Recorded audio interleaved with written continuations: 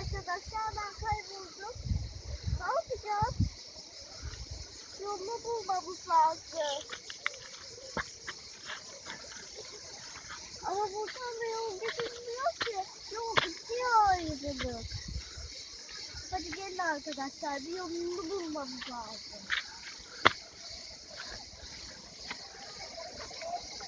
Arkadaşlar şunlara dikkat edin. Yoksa uçurumdan düşebiliriz.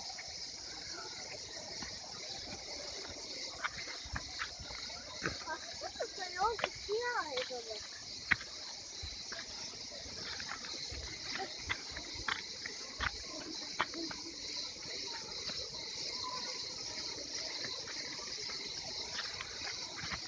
Arkadaşlar bu sayıları tutuyoruz. 2 saat, 1 saat yürüyeceğiz.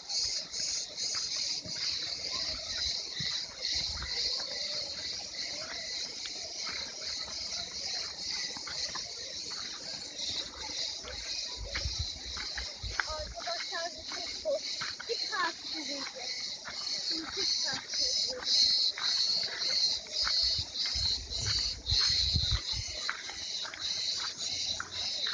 Arkadaşlar burası Domuzlu Deniz bu arada. Ben Domuzlu Deniz'in üstünde şey yaptım.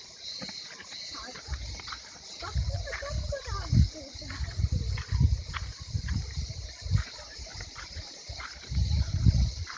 Burada gizli oda var.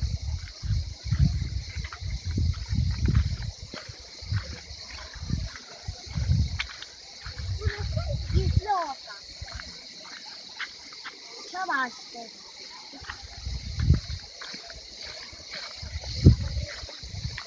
Arkadaşlar sesler geliyor. Herhalde yaklaşıyoruz.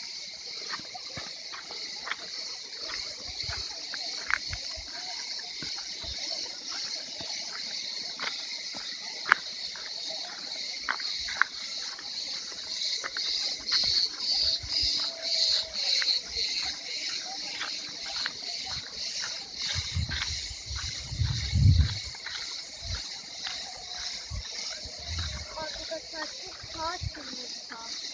Hatta 5 saat sürüyoruz.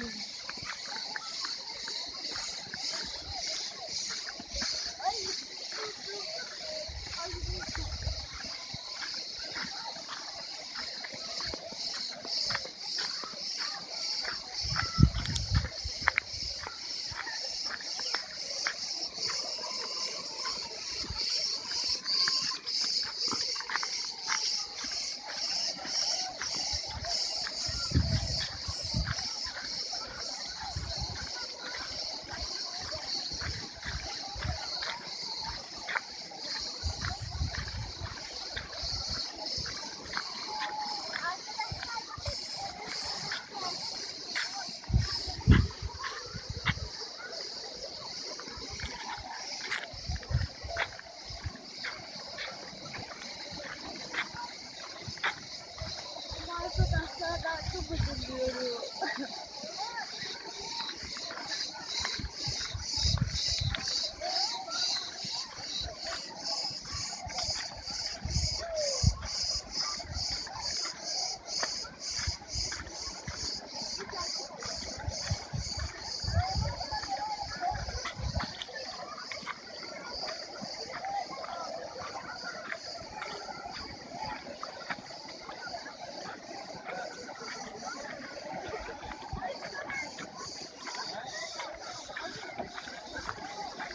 Bak onlar çok ölçüm oluyor.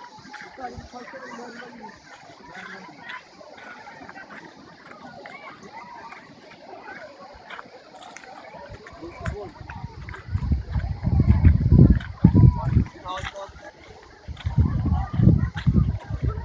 Hepsi gitti o kadar.